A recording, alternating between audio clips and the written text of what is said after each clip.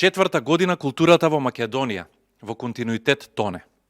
Оваа власт 3 години поред објавуваше скандалозни резултати од годишниот конкурс. Традиционално, веќе четврта година поред, резултатите од конкурсот за финансирање на проекти од национален интерес за културата доцнат. А ова цели 22 дена од максимално дозволениот рок за објавување.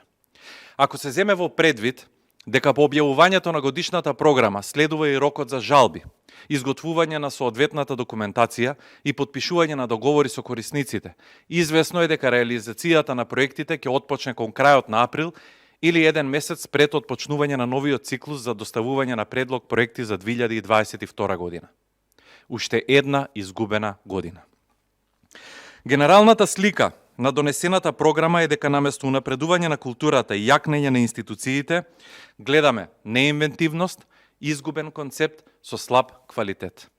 Програмата не кореспондира ниту со Националната стратегија за развој на културата 2018-2022, ниту пак со партиската програма за култура на СДСМ. Програмата беше осудена на неуспех уште со објавувањето на конкурсот, односно со хаотичните и нејасни приоритети и мерила за евалуација.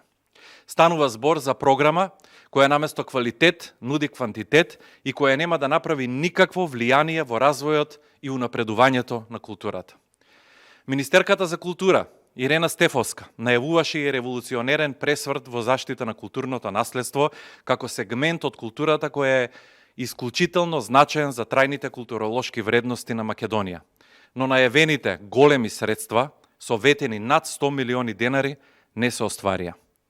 Дополнително, ќе биде запометена како програма со капитални инвестиции 0, креативни индустрии 0, аудиовизуелни добра 0, стимулација на домашно творештво 0, мерка која е многу значајна во ковид ситуација наспроти купоните од 6.000 денари за уметниците.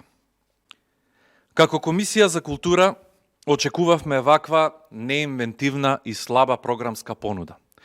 Ја повикуваме партијата СДСМ да им објасни на своите гласачи зошто 4 години поред културата е безидејна и во слободен пат. Министерке, во однос на вашето тврдење дека 3700 културни работници со нетрпение го очекуваат изгласувањето на предлог законот за остварување на јавниот интерес во културата, ве повикуваме вас како министер и јавниот координатор за култура Ала Ѓозовски да организирате јавна расправа за законот и да ви го докажеме токму спротивното. Благодарам.